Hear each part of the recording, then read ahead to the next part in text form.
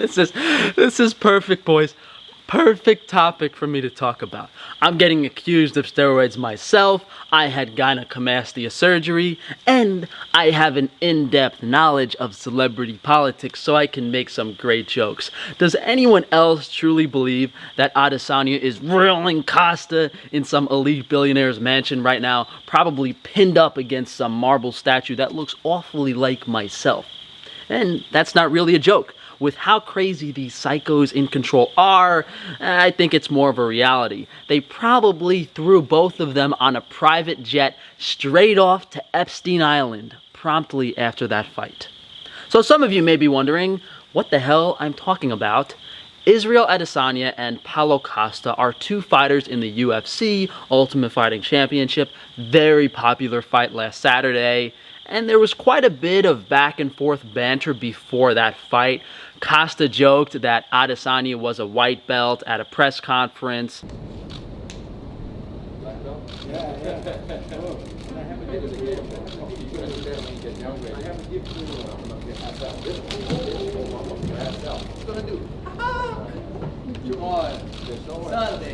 Sunday morning. Adesanya shot back that his dick wrapped around his waist was his black belt. He wants to fight all. On top of that, after he knocked out Costa, Israel humped him like a dog.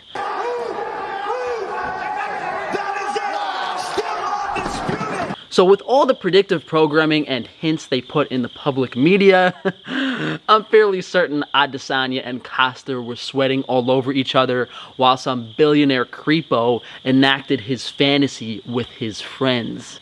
So that's what I've been thinking about. Everyone else seems to be focused on Adesanya's tit. And I think it's much funnier that it's one tit as opposed to two for some reason.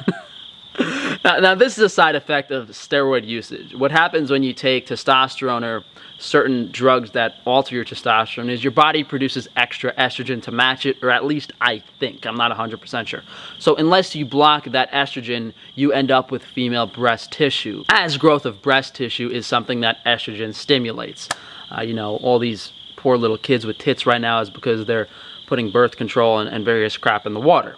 Considering Adesanya did not have this in his last fight, it's painfully obvious that he's been using steroids in between over the past few months. What's crazy to me is that professional athletes are still keeping steroids a secret, and they've been doing so for dozens and dozens, probably over 100 years. They say that steroids weren't invented until like the early 1900s, but I believe that's a lie, and that all famous professional athletes throughout history were using steroids. Especially with sports where the athletes don't look like roided out bodybuilders, juice head monkeys, You know, people want to believe they're natural, but this isn't WWE. It's not fake. These fighters are beating each other half to death. And the UFC has had its fair share of fighters that are overly muscular. You know, Costa himself is on that cell tech. He looks more muscular than a lot of natural bodybuilders. Hector Lombard is an obvious one. Alistair Overeem, all past UFC fighters.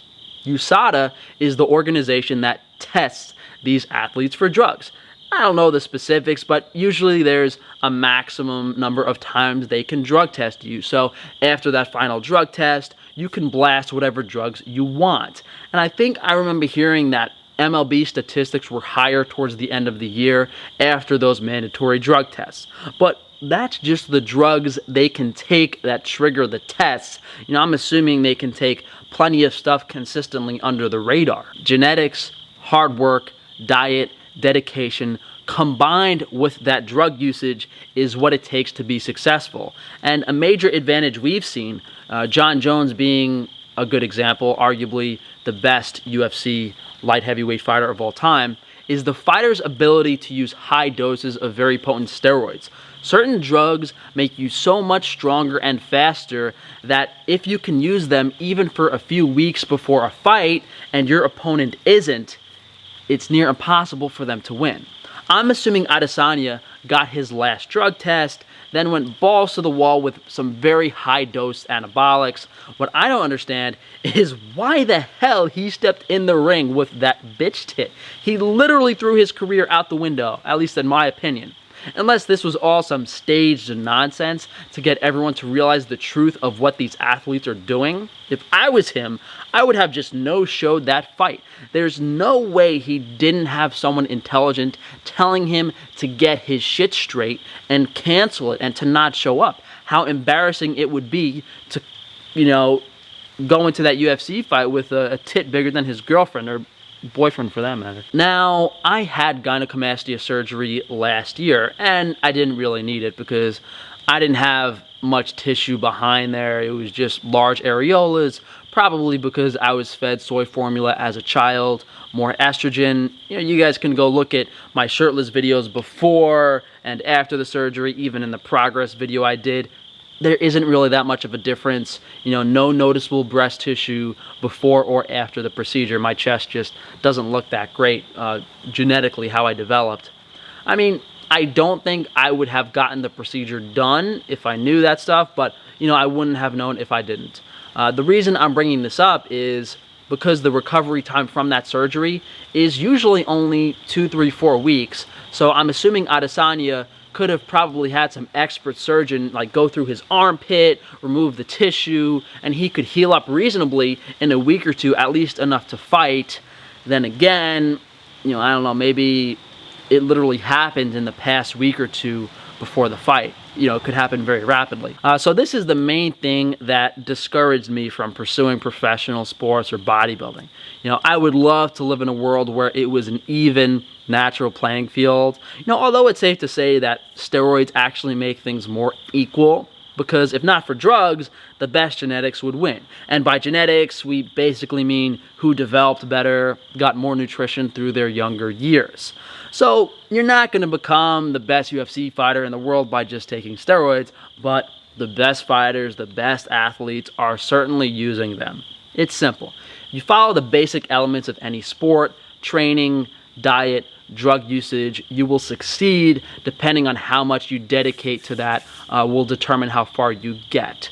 And also you have to be mindful of your height, body frame. You know, not everyone is going to play basketball or be a swimmer. Thank you guys for joining me today.